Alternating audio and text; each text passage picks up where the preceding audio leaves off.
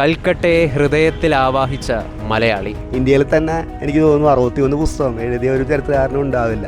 അത്രയൊന്നും സാധാരണ ആൾക്കാരെ കൊണ്ട് പറ്റില്ല. അവിടെ തന്നെ ആയിരിക്കും ബുക്കുകളുടെ ഇടയിൽ തന്നെ. അത് ലോകത്തിൽ അതേപോലെ ഒരു പുസ്തകം വേറെ ഇല്ല. കാരണം ആ പുസ്തകത്തിൽ എവിടേക്കാണ് ഈ വിദേശികളുടെ ശവകുടീരങ്ങൾ കിടക്കുന്നത്. അപ്പോൾ അതൊക്കെ തേടിയാണ് വിദേശികൾ അദ്ദേഹത്തെ കാണാൻ വേണ്ടി വന്നിരുന്നത്. കൽക്കട്ടയെക്കുറിച്ച് ഇത്രയേറെ പഠിക്കുകയും അതിനെക്കുറിച്ച് പുസ്തകങ്ങളും എഴുതിയ മറ്റൊരു മലയാളി ഇല്ല എന്ന് തന്നെ പറയാം.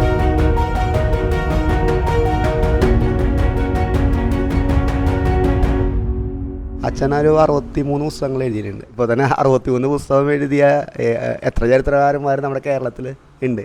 ഇന്ത്യയിൽ തന്നെ എനിക്ക് തോന്നുന്നു 61 പുസ്തകം എഴുതിയ ഒരു ചരിത്രകാരനും ഉണ്ടാവില്ല. അത് മാത്രമല്ല, അദ്ദേഹം കൽക്കട്ടയെ പറ്റി ഇത്ര സമഗ്രമായി പഠിച്ചൊരു മലയാളിയും വേറെ ഉണ്ടാവില്ല. അതെ, മലയാളിയും വേറെ ഉണ്ടാവില്ല. അപ്പോൾ ഇത്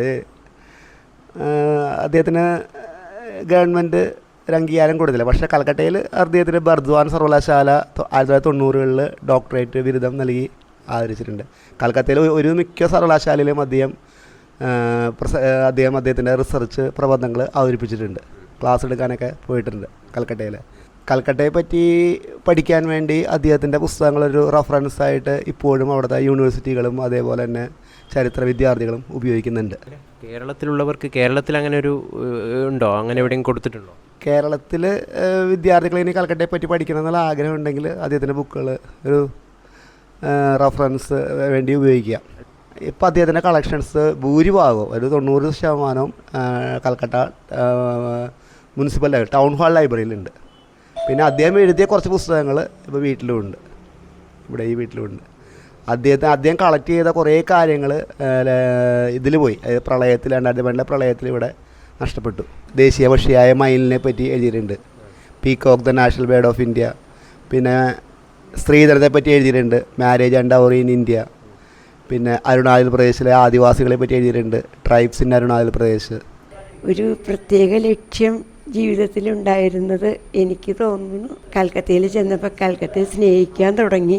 ഇപ്പോൾ കൽക്കത്തയുടെ ഒരു ചരിത്രം, സ്വന്തം കഴിവ് അതിനു വേണ്ടി വിനിയോഗിക്കാനായിട്ടുള്ളൊരു തീരുമാനം എടുത്തു.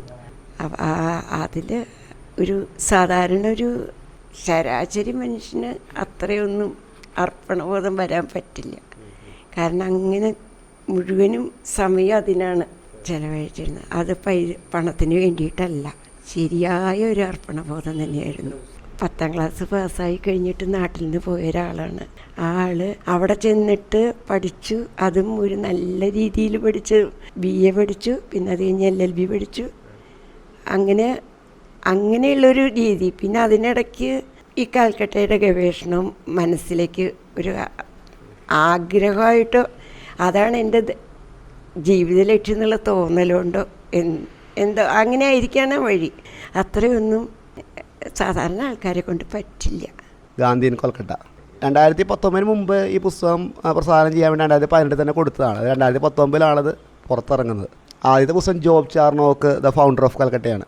അത് 1975 എഴുതിയിരിക്കുന്നതാണ്. അതിന് ഏറ്റവും പ്രസിദ്ധമായ പുസ്തകം ഹിസ്റ്ററി ഓഫ് കൽക്കട്ട സ്ട്രീറ്റ്സ് ആണ്. അത് ലോകത്തിൽ അതേപോലെ ഒരു പുസ്തകം വേറെ ഇല്ല. കാരണം കൽക്കട്ടയിലെ ഓരോ തെരുവുകളുടെയും ചരിത്രമാണ്. തുടങ്ങി Z വരെ ഉള്ള തെരുവുകളുടെ ചരിത്രമാണ് ഹിസ്റ്ററി ഓഫ് കൽക്കട്ട സ്ട്രീറ്റ്സിൽ പറഞ്ഞിരിക്കുന്നത്. ശവകുടീരങ്ങൾ എവിടേക്കാണ്, അങ്ങനത്തെ കാര്യങ്ങളൊക്കെ അറിയാൻ വേണ്ടി അദ്ദേഹം ഒരു പുസ്തകം എഴുതിയിട്ടുണ്ട്. അതായത് കൽക്കട്ട ഓർബിച്വറി. ആ പുസ്തകത്തിൽ എവിടേക്കാണ് ഈ വിദേശികളുടെ ശവകുടീരങ്ങൾ കിടക്കുന്നത്. അപ്പോൾ അതൊക്കെ തേടിയാണ് വിദേശികൾ അദ്ദേഹത്തെ കാണാൻ വേണ്ടി വന്നിരുന്നത്. പൂർവികർ, പ്രത്യേകിച്ച് ഇംഗ്ലണ്ടിലെ ആൾക്കാർ. അദ്ദേഹം ഇന്ന് ഇല്ല. കഴിഞ്ഞ ദിവസം അദ്ദേഹം മരണപ്പെട്ടു. നമ്മൾ മലയാളികൾ വേണ്ട രീതിയിൽ അദ്ദേഹത്തെ അംഗീകരിച്ചിട്ടുണ്ടോ, അദ്ദേഹത്തിന് അർഹതപ്പെട്ട അംഗീകാരം നൽകിയിട്ടുണ്ടോ എന്നത് സംശയമാണ്.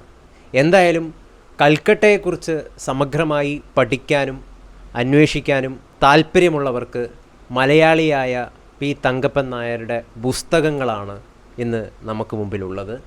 അത് എക്കാലവും വരും തലമുറയ്ക്ക് പ്രധാനപ്പെട്ട ഗവേഷണങ്ങൾക്കൊക്കെ സഹായകരമാകും എന്ന് തന്നെയാണ് നമുക്ക് കരുതാവുന്നത്.